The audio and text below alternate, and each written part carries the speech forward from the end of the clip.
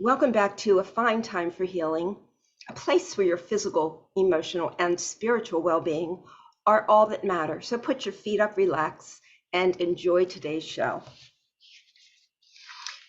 Today we have with us Asil, who is an expert guide on awakening journeys, expanding consciousness, and integrating spiritual experiences. Asil channels transformational energy and wisdom from higher consciousness, fostering humanity's evolution. His own quest began with a realization: despite professional success, life lacked meaning. This inner discontent propelled a deep dive into spiritual discovery. To provide structured support to individuals and group leaders, Asil established the nonprofit organization Evolution One, gathering visionary collaborators and fostering a vibrant community of awakening conscious creators. Welcome, Asil. Thank you, Randy. Thank you for being here. Thank you for being here. It's wonderful to have you. So tell us a little bit about the journey that led you to be doing, because I think you've been doing this for like 8 years or something like that. Mhm. What was the journey that led you to this place? I grew up in a very traditional way where academics, Western European thinking of structured operations and conditioning was the path to success and was the path to happiness. And in that way, I have succeeded and went the academic route and built businesses and was successful in the things I was doing. But I was recognizing that something was missing and it was not filling a deeper desire within my being. And I didn't know what that was, but it was a consistent discontent. And getting the newest car or the newest toy did not make a difference in the long term. Only momentarily it would make a shift. Mhm. And then I went into deep spiritual exploration all around the world, traveling to many different masters and lineages, really exploring who am I and why am I here to do what? What's my purpose? And what is this whole human life about, anyways? So, big questions. So, I thought maybe some of these old masters will have answers somewhere. And if I'm bugging them enough, maybe they'll give me some answers. Okay. And eventually, on this journey, I've learned a lot, I've seen a lot. Um, there was a particular moment about 8 years ago, as you mentioned, where had this unrecognizably pure, reverent connection to what I would consider light beings or beings of impeccable purity. And the communication was just like the way you and I were clearly talking to each other. It was a voice that basically said, "My name is Emmanuel, and I will guide you through this process. You're now ready, and we can work with you." And I was like, "What? Who's Emmanuel? And what are you doing in my head? And you guys have the wrong guy." And so anyhow, over time, I started to understand, first of all, this was something of great magnitude. This wasn't something that just happens,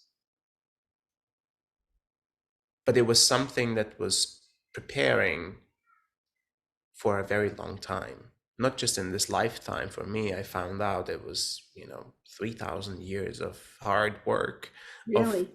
coming ready to be able to serve in this particular way with this group of consciousness. So Emmanuel prepared me to be able to hold. Emmanuel is an angelic being. Apparently, I did not know. I thought it's some sort of saint, but apparently it's an angelic being, and it is a very beautiful. It's been like a big brother to me. So Emmanuel is he an archangel? Or when you say angelic being, you mean archangel? Yes. Okay. And what's the difference between an archangel and an angel? In my understanding, and I have to admit, like I'm not a religious person and I don't have the scholarly understanding, so I apologize if I'm insulting anyone by making my own definitions. But in my understanding and in my humble experience with these beings, angelic beings, there are many. Archangelic beings, there are few. Archangelic beings have greater responsibilities and greater authorizations to make changes and impact on different level. So it's really not just a matter of hierarchy, but it's a matter of authorization and power to make a difference.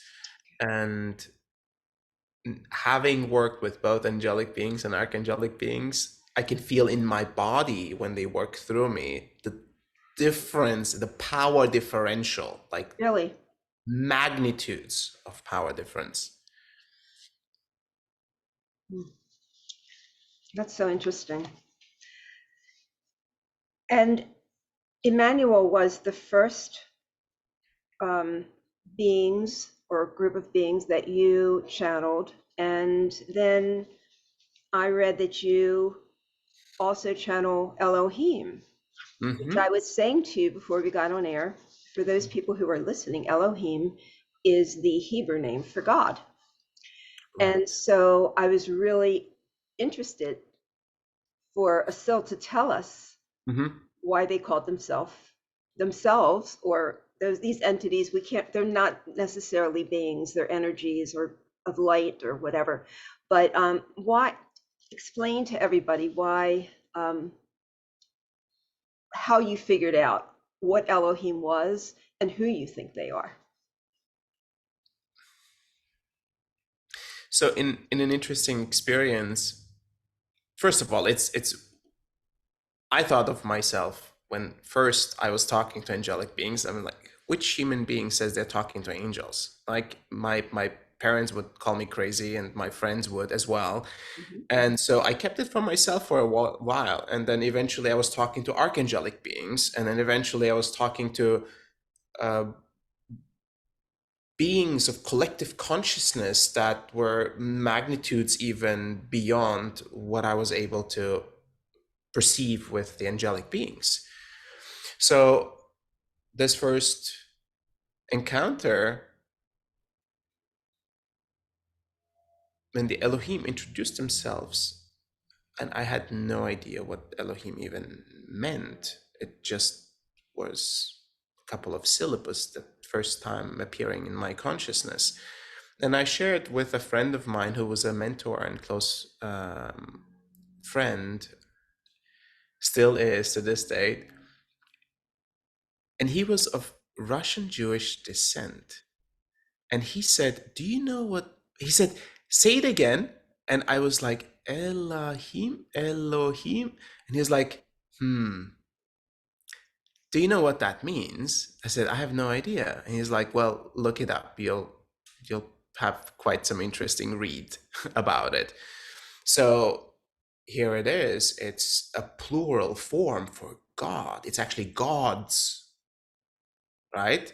And it is in, I think it's the one of the first sentences that says God, Elohim has created heavens and earth, right? And and it's really fascinating to find that out. And the Elohim say they introduce themselves with the names humanity has given them. And they introduce them specifically with that name through me or with me because I'm predominantly in the Abrahamic lineage. Oh, okay. and exposed to the Abrahamic lineage. So if I was somewhere in India, if I was somewhere in an indigenous, different context, different framework, they would probably use a name that's more recognizable there. Okay. And I thought, wow, this is so interesting. Humans give names to things because we need to categorize, understand, and make the inexplicable explicable. Right? To be able to share. And here it is, a grand form of consciousness having this conversation with me with one singular voice, but it feels like a collective thought, a collective of pristine energy that is speaking in one clear voice. And they said, we are the architects of space and time. We are the architects of this known universe, and we are planting seeds of consciousness in these pockets that emerge. Earth is one such pocket, and humanity has been seeded here.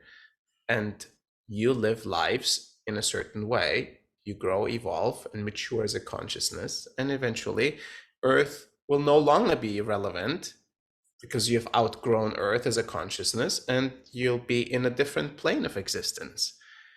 So all of that was very, very big, right? I'm just thinking to myself, how am I gonna explain this to people? Like I can't even digest it myself, right? So over time, I've found more and more peace with it and sharing more and more of that with the public and with the world. So are the messages that come through Emmanuel and the messages that come through Elohim, do they have different purposes for you? Mm-hmm. Or are they basically sharing similar things with you? What I find is Emmanuel is a bit like an ambassador to humanity. Emmanuel has lived a human life, or many human lives, to understand the human experience. So there is a way of more relatability. So he can understand the dualistic aspect of life, the polarizations that we go through and so on, but give a perspective from that. The Elohim operate on a very different consciousness level. So the messages that come, they're much more of non-dual nature. Mm-hmm. They're the spectrum through which, the lens through which they look at human experience, or the human experiences that we go through, is a much wider lens. So some of the messages they land as pure and simple truths, but in the moment, if you were to choose, like, am I choosing this work or this job or this job, then it may be completely irrelevant, right? Because it's such a high level general piece of wisdom. So in the way that they're delivered, they represent different archetypes as well for us. Okay. That makes sense? Yes, it does. And for you, I know that you were seeking what your purpose is. Why are you here? Why are we all here? Have you found through the channeling who you are and why you're here? I think so.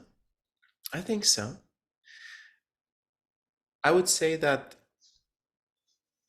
my purpose of being a conduit in service to humanity's transformation and to humanity's evolution as a consciousness feels the most appropriate, most aligned thing I have ever done in my life. Yeah. And it feels like it's going to be the thing that I will do on my last breath.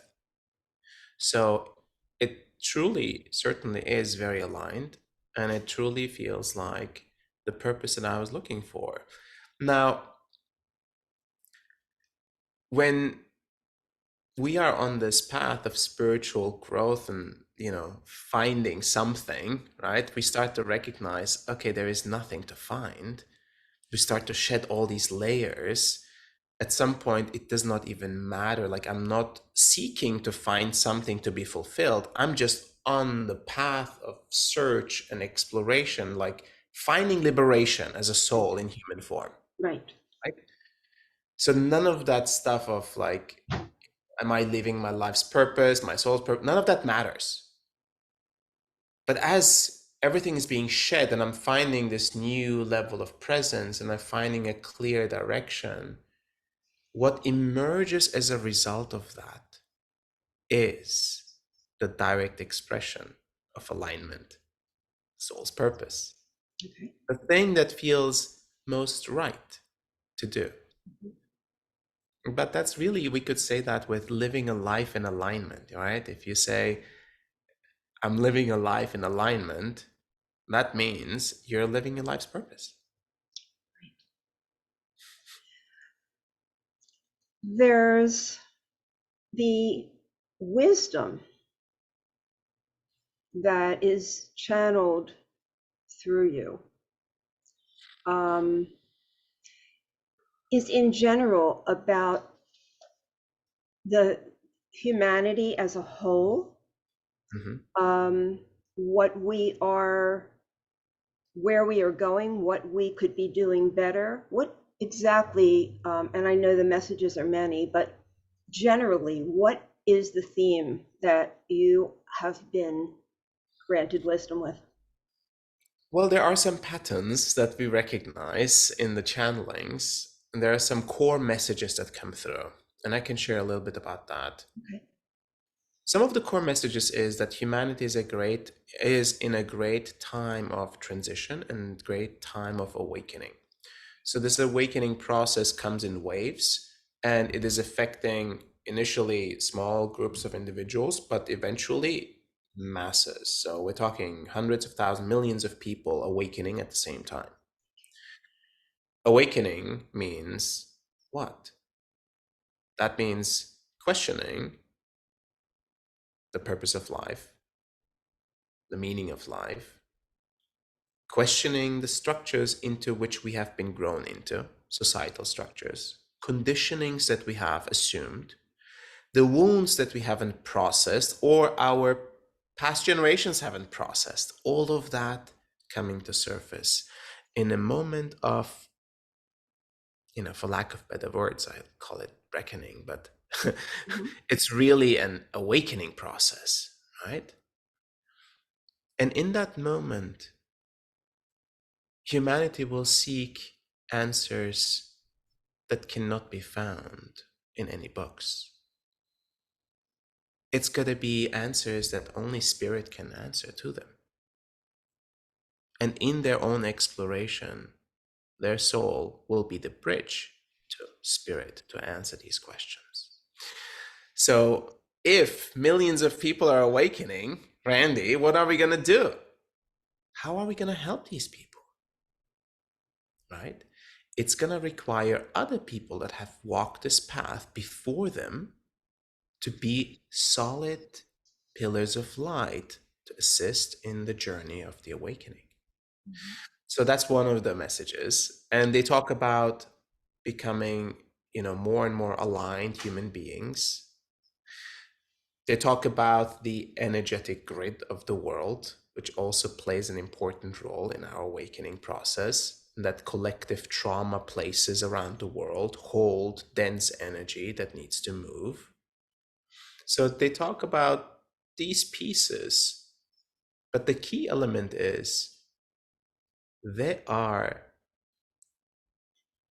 directly intervening and assisting, which is unusual because they haven't done that in a long time. And some people say, why and why now? Apparently, it has to do with, first of all, this awakening process that humanity is going through. And it's also a breaking point for us. So we're either going to make it or we won't, right? It's kind of like that kind of a moment. Spiritual consciousness evolution will lead to our ability to extend life and live more sustainably on this planet. But the lack of maturity of consciousness will lead to destruction and potential self-destruction. So here we are being faced with that challenge, but also a great opportunity. So will there be a divide? Those that awake, excuse me, those that awaken will move forward, those that don't will not? Or do we have to move as one humanity? Do we Mhm. all have to move together?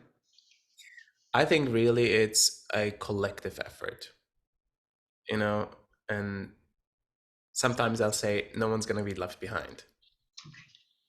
But it will require a critical mass of individuals to really uplift and do the heavy lifting, because not everyone will be able to do it. So anyone who is capable and powerful and emergent and vibrant and high frequency soul will assist however many souls to come along, and like this uplifting of the collective. Right. And that's much better than thinking, oh, you're not doing well, we're going to cut you out, you're staying behind. It's like, who's making that decision, It's like a right? casting. You got the part, you didn't. Exactly. Right. So I have met through my podcast many spiritual seeds that are here for these reasons. Mm-hmm. And so people who don't do work like you do or I do are not going to see how prevalent it is and how many people are coming forth with this gift. I get to see it. And so it's amazing to me. It really is. I feel that I'm one of the leaders. That's why I do what I do. I'm here to bring people forward. And it's a huge gift. And I think it's only given to people who will handle it with responsibility and dignity, right? Instead of ego. Because I guess this could be somebody could begin to get these downloads that you've been getting and just go, oh, I'm really cool. I'm so eager. I'm the best. I'm chosen. But I don't think we're chosen for that. I think the people who are chosen are those who are humble and Mm. not egotistical about what they're sharing, learning and sharing. What is your feeling? Well, first of all, the journey I had to go through was incredibly humbling. It's like, in some ways, in order to become a pure vessel or purified vessel, and I don't claim to be that there yet, but I'm working very hard towards it. And those that know me closely, they will attest to that there is no stone unturned Mm, on this journey to becoming as pure of a vessel as we can, so that spirit and the divine can work in unflavored, in undisturbed ways, purely through us as vessels. And that requires consistent purification, requires consistent checks of the ego, and consistent realignments. So, to the point where I have personally no longer an agenda, because I personally carry no specific desires or specific attachments. Now, do I want my nonprofit to serve as many people as possible? Yes, of course. Do I want it to proliferate and meet many people and for many people to see it? Yes, of course I do. But because I have dedicated my life and service as a divine vessel to this work, it seems to be a natural extension as well of that. I'm not attached to it. So this is where the difference is, right? When people are attached to specific outcomes or specific agendas or specific ways of being, mhm. and they attach meaning to what they are receiving, their messages or the energies that they talk to, or the power that they now hold to heal somebody, the moment we attach meaning to it, that's when it becomes tricky. That makes so much sense. Thank you for that. That explains it so well. I've got that. I've got Mm. that.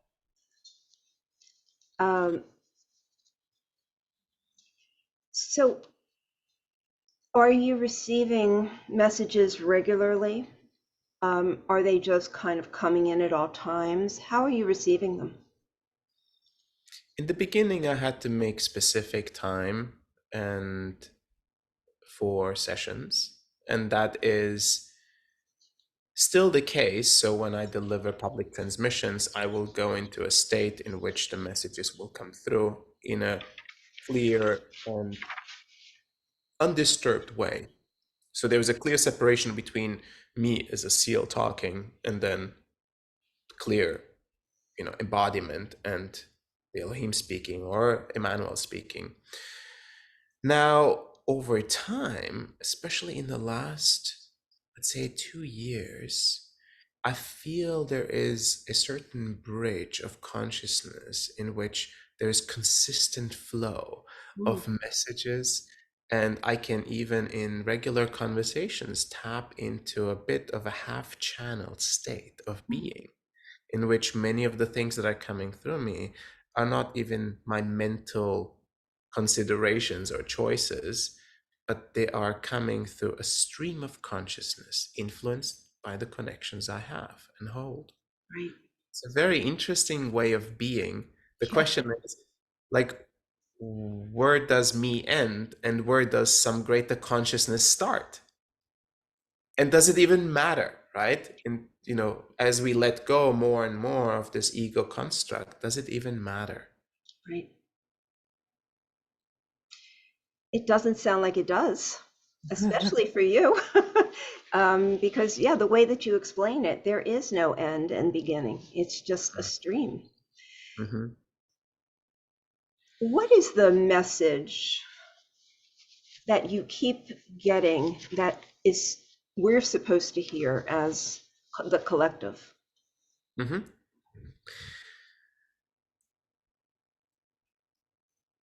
One of the important messages is that as a human being in a great society, when we see the polarizations and the challenges of life, we can feel quickly disempowered.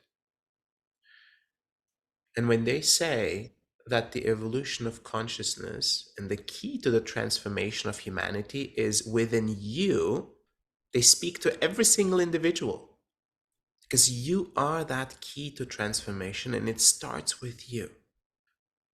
And as we as individuals look inward and we make the attempt to consciously become more aligned, to clear our hearts, our minds, our bodies, our spirits, then we become that seed within a community, within a family, that seed within a city, within a country, and these seeds grow everywhere around the world.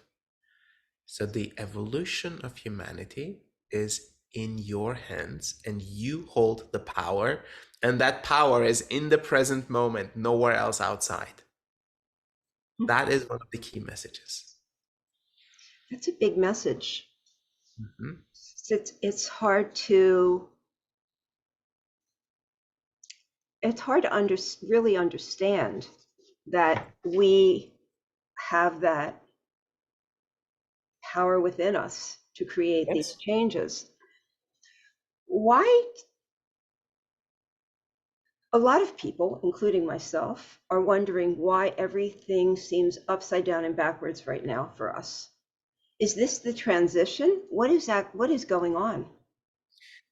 I would say that is part of this transformational process that we're going through. It is part of that awakening process. When we wake up to a reality and we see, oh, things are really upside down, but the upside down is a result of consistent generational creations Mhm, coming from misalignments and processed trauma. mhm. We look at the creations that we have before us as an awakening soul and we say, oh, this does not match. This does not match my vision of where I think humanity should be or could be, where I want to be as a human being.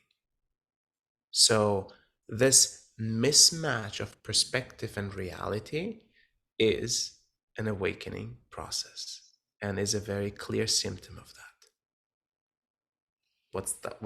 What does that mean?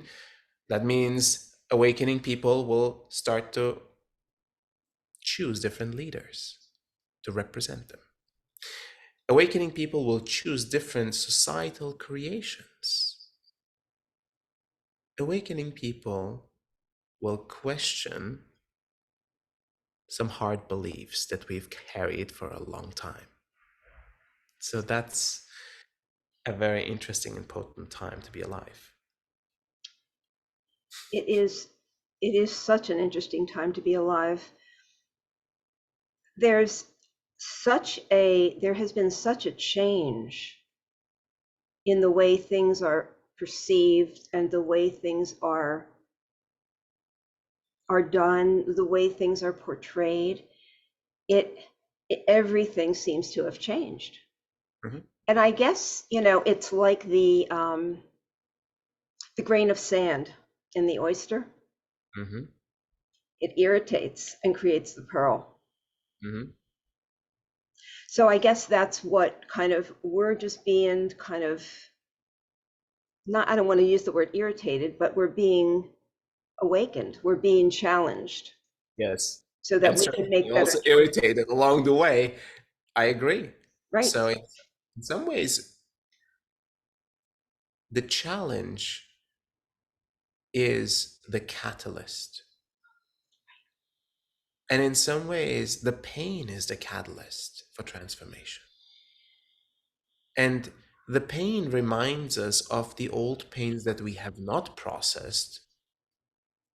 So when we experience these internal pains or societal pains or relationship pains, there are elements that relate back to when we were younger or even past lives or generationally back. Yes. Old pains that have not been cleaned out, that have not been cleared out, are now flaring up and inflamed in front of everyone's eyes, It's true. coming to surface. Coming to surface. And so it is that time to clear that and potentially also to feel it. Maybe something that we weren't able to feel in the past, or the past generations didn't have the opportunity or the capability or the tools or the space to feel it, the luxury to feel it. But we are now here, and it's coming to surface for a reason. For us to feel, for us to transmute, and for us to step into a new state of being that is clear of that pain. And so you believe that you're a conduit for this change. Tell us about I don't want to put words in your mouth. Do you believe that you're a conduit? You've been chosen to be one of the conduits for this change. I would say so, yes. Okay. Pretty in line with what I'm experiencing. Okay. All right. And do you believe that Emmanuel and Elohim are are sharing this information with other beings for the same purpose, or have they basically chosen you to focus on from with what they're trying to the way they're trying to help us? Got it. I could not claim exclusivity. There are many peoples that have conversations with Emmanuel or Elohim, and for thousands of years, for that matter, Okay. right? I'm neither new nor the only one, but there is a unique expression in which it comes through me. And in this unique expression also, there is a delivery of energy. So I'm not just an information channel, I'm an energy channel. Mm. And healings are delivered as well, like the assistance in physical, emotional, mental alignment. Now, that to me seems more unique than just being able to receive information and speak that information. So I think it's the combination of both that makes it another gift from the universe to humanity. And I try to walk that as responsibly as I can and as purely as I can, so that we don't fall into the same pitfalls that we have with spiritual power before, or power in general before, right? And in my work and in our nonprofit, when we train individuals and there is this element of Emmanuel delivering standards of conduct, they're very, very pure, very high standards of operation. Because this power is handed to individuals, but it's also to be held in a reverent way, in a graceful way, in a humble way, in a responsible way, as you said earlier. Right. Exactly.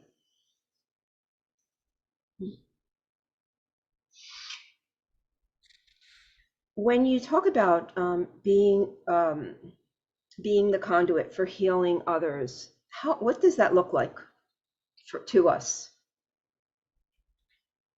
Well, um, it could look like that you are joining a public transmission that we have, and it could be either a live transmission or it could be a pre-recorded transmission of the past.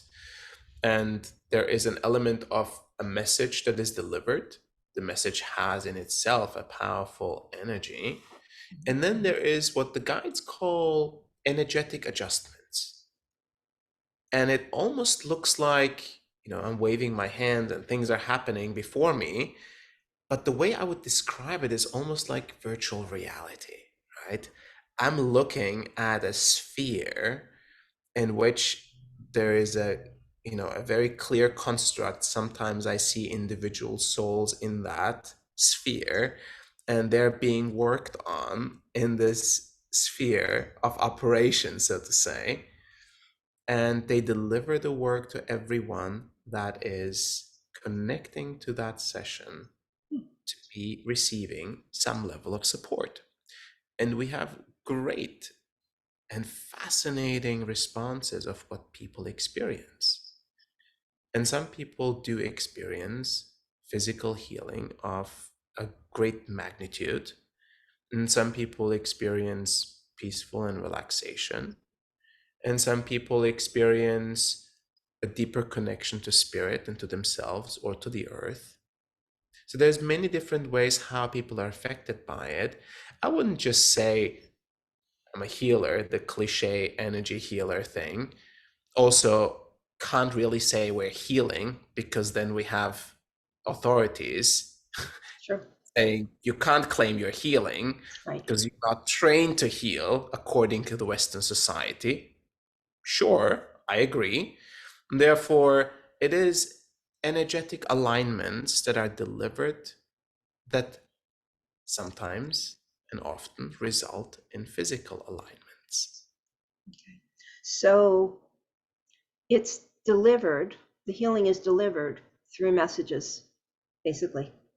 The healing is delivered through energetic adjustments. Energetic adjustments. And we would experience that as listening, or You would experience that as like in meditation and also listening, right? So you are receiving these energetic adjustments. It's almost like a download that's coming in, right? We're all tapped into some sort of great intelligence, and through that, new algorithms, new codes, or new downloads are coming in. And all of these adjustments then start to trickle into our emotional, our mental well-being, our physical well-being. And it takes a bit of time for it to trickle down, but it does. and so is this the purpose for your nonprofit organization? That really is. Okay. The nonprofit holds the idea of the evolution of consciousness in humanity. And that idea starts with the individual. how can we support and catalyze the awakening and the transformation of an individual through spiritual experiences, through retreats, through workshops, through courses, through messages, the ability how to translate this gift that I've been given to as many people as possible with as little barriers as possible. Mm, That is the great challenge, right? So challenge. you're given a gift, and how do you share this gift? How long have you had this nonprofit? When did you start it? The nonprofit has been in existence over 4 years now. And how do we access that? Evolution.1. I thought you were going to say through evolution. Evolution.1.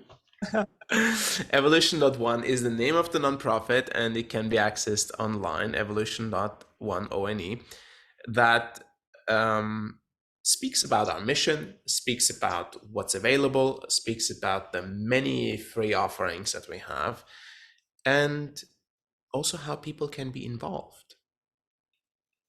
Because I think more and more people are awakening, so there is an internal resonance of, oh, something resonates true here. I don't know exactly what it is, but something is resonating true. And that is enough for us. There's something inside of you that is resonating true. You don't have to believe anything else that I'm saying. It's just listening to that frequency and being in meditation with that frequency is plenty and enough. Interesting. Interesting. So you were in mainstream society, you were doing work, you were having a business, you were doing all these things that were very different than what you're doing now. Mm-hmm. But have you had this spiritual curiosity for a long time? Yes. I've always had a curiosity, an inkling for the unknown, for the invisible, and for the unexplicable, Mm-hmm. the paranormal to some degree. Mm-hmm. Always had a curiosity as a child. And I've had different spiritual experiences as well as a child that I could not explain and no one around me could explain. In fact, it scared most people. Really? Like Yeah. what? Can you give us an example? Well, seeing things that people don't see Okay. most often is ridiculed or, brushed off or is scaring people, right? It's like, we don't want you to talk to dead people or to spirits, right? It's like, keep that department closed. Mm-hmm. So, but over time, when there is a very strong bond and the soul wanting to awaken, it will find ways to awaken, right? Be it through nature, be it through the connection to spirit, be it through a process where the soul will throw such a curveball into your life that you're like, oh my goodness, how is it that everything in my life is falling apart, including my health, my wealth, and my relationships? And I've done everything right that I could. And to me, that is when your own soul is delivering you that curveball and saying, okay, it's time. Now it's time to awaken. Your time has come. Yes. You've had enough time to dabble around and do whatever the heck you wanted to do and make mistakes and all of that. But now it's time to awaken because something greater is waiting for you. And for that, we have to do a little bit of demolition, like in your kitchen, Randy. Yes. I remember when the curveball hit me. Hmm. I do. I was about as low as I could be. Hmm. Nothing was working. I couldn't go any lower. Mm-hmm. And that's when, I was doing a 12-step program as a family member for somebody who had a substance abuse addiction. And when I went The first time I went and they mentioned that we're supposed to give it over to a higher power. Hmm. I had no idea what that was. And I was raised in an environment where religion was important, but it wasn't explained, you know? So it never really resonated with me. I didn't really know God, I didn't know any connection. Hmm. And so I was forced to seek it. Hmm. And ever since then, it's just been more and more seeking. But I've always, like you, I've always had this curiosity about the unknown, these phenomenons, the supernatural. And that's always been a curiosity for me, which made me very different than a lot of people I knew, because most people I knew were not going through those, Hmm. not having those interests and feelings. So I'm excited to be in this time, to be able to share messages like this in this time, because now there's so many people who want to hear it, who are seeking, who are looking to hear it. And this is the perfect time for you. Mm. It seems like it. It seems like there's a lot of things were in preparation for this time, including within myself, and it is the perfect culmination. Do you find that it is difficult to be around people who don't get it? Do you feel really odd and misunderstood?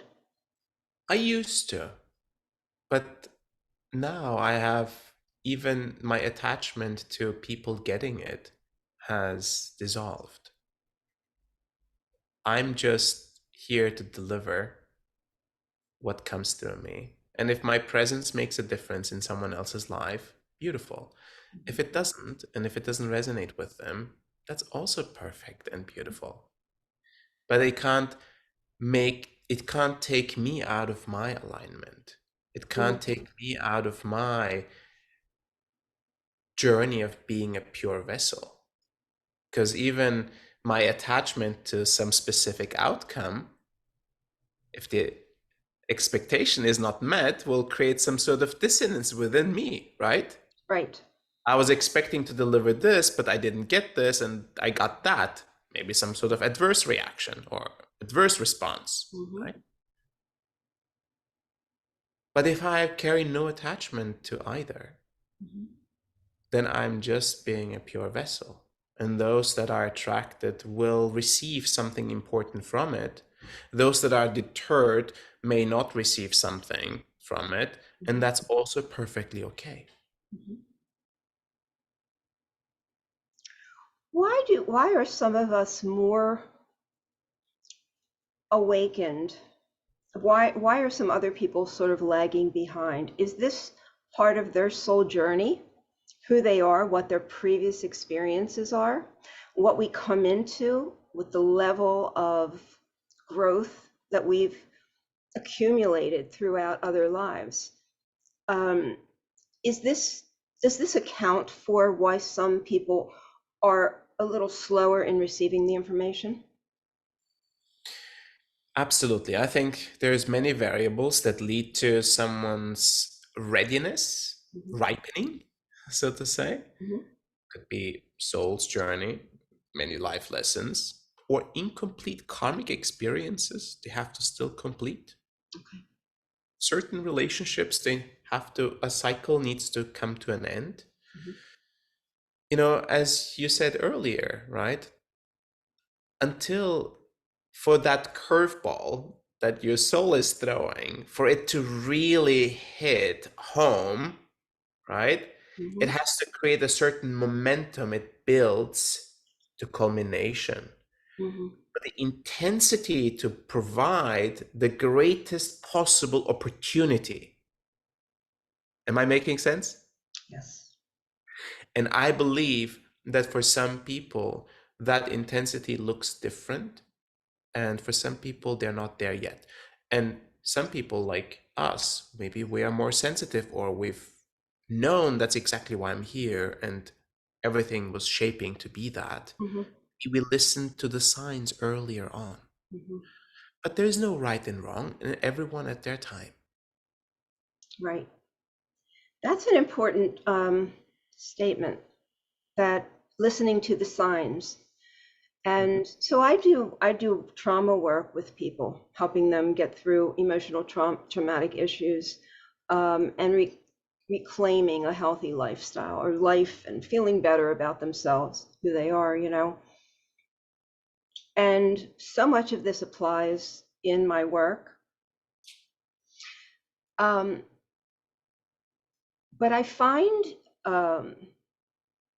some people are very open. I don't usually put this forth initially, because I want people to be able to receive whatever help I'm able to offer. But at some point, I get to a point and they ask me a question, and the only answer is to begin to awaken, to begin to look at things, to begin to open yourself up. It's very hard for people. But you know what I find, Asil? That people who decide to try this, because I say to people, just try it, just try it. They get feedback very quickly. Mm-hmm. They get shown something very quickly, which encourages them to open up their eyes a little more. So sometimes it's just a matter of getting people to just step through a different door, look at things in a different way, and just be open for a second that it could be something, that there could be something else to help them. And I do find that there is validation from the universe, from spirit, that it comes very rapidly. Mm-hmm. You know, there is one particular quote from the guides that I always like to quote, and I think it was Raphael in this case, said, "Truth is the totality of all perspectives." And that means we can't claim truth until we have seen all the perspectives. Okay, Otherwise, it's just subjective that's true. perspectives, right? There's no objectivity in it. And therefore, it is personal truths, and they are true too, right? They're true to my personal experience, Mm-hmm. and that's valid. Mm-hmm. But if I want to expand my sense of truth, I start to add additional perspectives to it that expands my consciousness and expands my reality. Mm-hmm.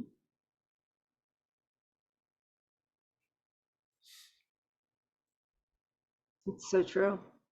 Mm. It's so true. So I work in different ways. For some people, I'm just very therapeutic Mm-hmm. in that way. For other people, I'm very spiritual. Just depends on Mm-hmm. how people can receive whatever I'm offering. But I love all of this.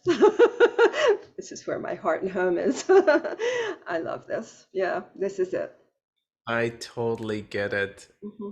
There's something really special when, as a soul, we recognize that both we have been helped and we can help others in their healing, in their growth, in their evolution. Exactly. Exactly. There's And just, yeah. Mhm. there's nothing like it. There's nothing like it. No. And you were saying that no, to have no expectation to the outcome. Mhm. And this is part of this is one of the things that I share with people also who are coming to me to overcome these traumas, is that when I completely agree with you. When you have an expectation of an outcome, you are always going to be disappointed. To just do it and let it be. Just Yeah. let it be, right? And there's also, if you're working with people, right, and they come with heavy expectations, or they feel like you are pushing towards an expected outcome, it's not going to be this natural unfolding of the genius and the intelligence of the divine and of spirit.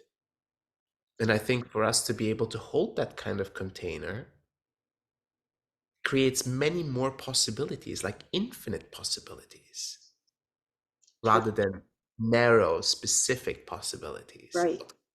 Exactly. Exactly.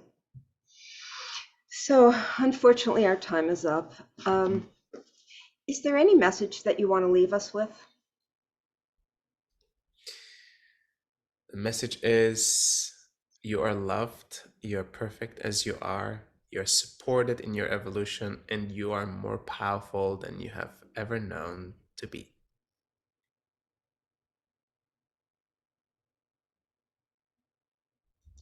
I love that message. What a great way to end. Thank you, Randy. Thank you, Asil. Where's my, oh, there it is. Okay, it's really been great talking to you today. What a great way to start my day. Thank you. Bye. Same here. Blessings.